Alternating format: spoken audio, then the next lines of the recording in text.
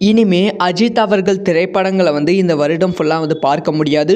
So இதை பற்றி வந்து அஜித் அவர்களே வந்து ஓப்பனாக வந்து சொல்லியிருக்காங்க. ஸோ அஜித் ரசிகர்களுக்கு வந்து இன்றைக்கி வந்து ரொம்ப சோகமான நாள் அப்படின்னு நான் சொல்ல வேண்டும். ஏன்னா வந்து அந்த மாதிரி ஒரு விஷயத்தை தான் வந்து அஜித் அவர்கள் ஓப்பனாக வந்து சொல்லியிருக்காங்க.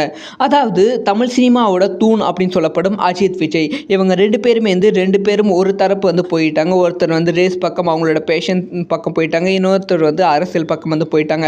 ஸோ அதனால் யாருப்பா தமிழ் சினிமாவை காப்பாற்ற போகுது அப்படிங்கிற கேள்விக்குறி வந்து எழுந்திருக்கு.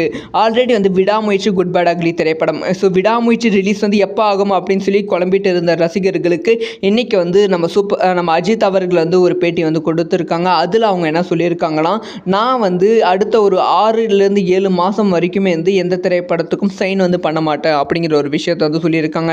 என்னோட ரேஸில் மட்டுமே கான்சன்ட்ரேஷன் வந்து பண்ண போகிறேன் அப்படிங்கிற ஒரு விஷயத்தை வந்து சொல்லியிருக்காங்க. ஸோ அதனால் வந்து அடுத்த ஒரு 9 மாதத்துக்கு வந்து எந்த திரைப்படத்தையும் வந்து சைன் வந்து பண்ண மாட்டாங்க. ஷூட்டிங் கிடையாது, அஃபிஷியலான சைனே வந்து பண்ண மாட்டாங்களாம். அதனால் வந்து 2025 குட் பேட் அக்லி திரைப்படம் வந்து தான் கடைசி திரைப்படமாக இருக்க போகிறது.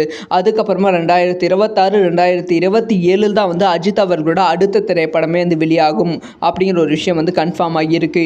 இது வந்து அஜித் ரசிகர்களுக்கு பெரும் அதிர்ச்சியான ஒரு விஷயமா பார்க்கப்படுகிறது. ஸோ அஜித் அவர்கள் திரைப்படமும் அடுத்த ஒரு 2 வருஷத்துக்கு வராது, விஜய் அவர்கள் திரைப்படம் சுத்தமாக வந்து வராது. இது வந்து தளபதி ரசிகர்களுக்கு பெரும் அதிர்ச்சியான செய்தியாக பார்க்கப்படுகிறது.